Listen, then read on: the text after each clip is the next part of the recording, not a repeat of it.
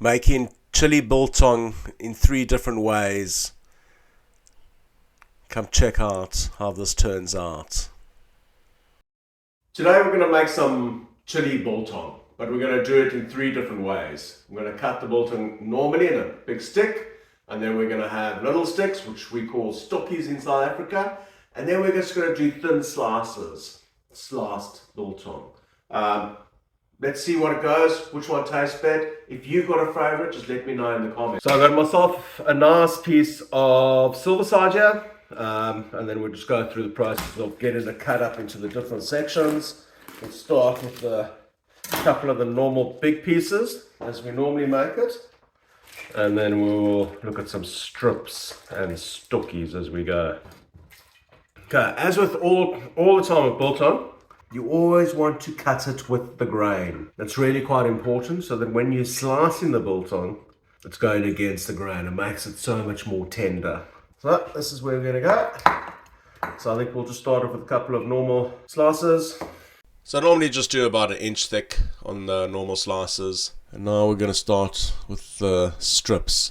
I'm telling you, it's very important to have a sharp knife here, because this is actually way harder than I thought it would be to try to get into really thin strips, so be careful. Slicing the stokkies now, which means stick in Afrikaans in South Africa. I could have probably gone a little thinner, but not too bad. Okay, right, now we're ready for the spicing. I'm just going to go run through my normal basic spice, but at this point, use your favorite biltong recipe, and then we're just going to add the chili stuff. Okay, so first up, coriander, and we're going to toast it up. So we're going to come over here. So I've got a pan on medium heat, and now we're just going to chuck in the coriander.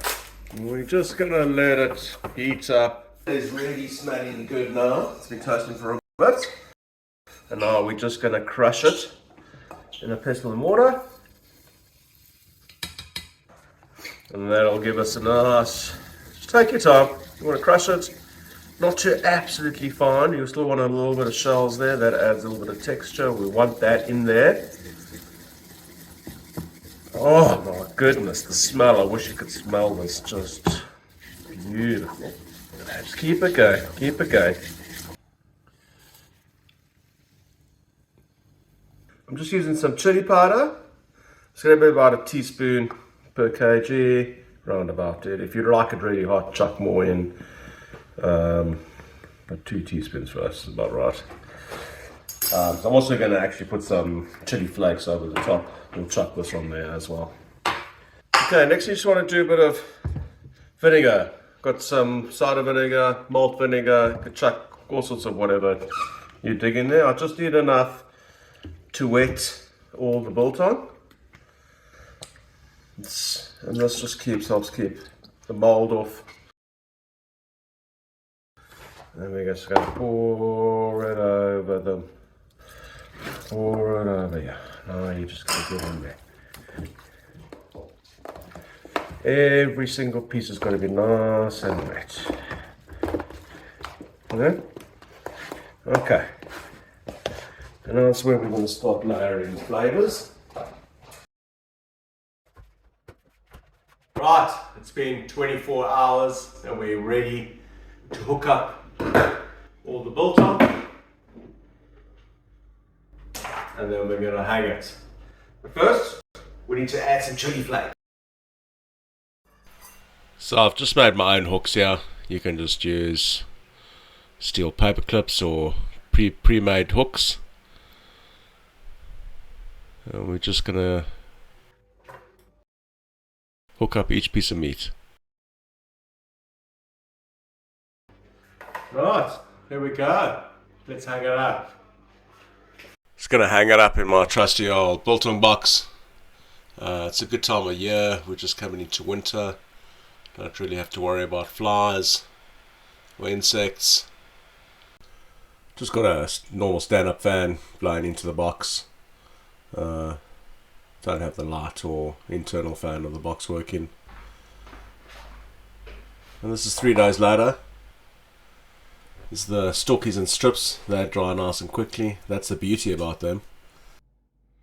And now we're going to store it. We're going to try not to eat it all before the other bits are ready. Biltong doesn't normally last very long in our house, so this is how I normally store it. I'll just keep it in a pillowcase, chuck it in the cupboard, and then we pretty much eat the biltong within a week. I mean, if it lasts a week, that's a long time. So we chuck it into the pillowcase, it just carries on breathing, and it'll carry on drying until the other piece is ready, and then we can give it a real good go. Obviously, we're going to have a little taste test right now. So, let's...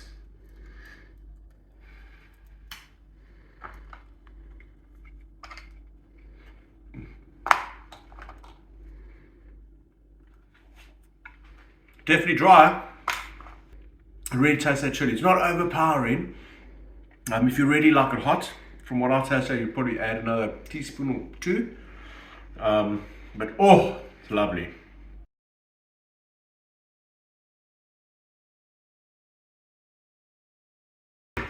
Nice and high, so the kids can't get it. So the thicker pieces are all done, and we're slicing them up. And they're absolutely perfect, looking awesome, lovely fat through it. And now we can check all three of the types together. We have from the left there the sliced, and then the strips in the middle, thin strips, and then the Stokkies on the end. My favourite out of all three of them is definitely still the normal big stick that is sliced up.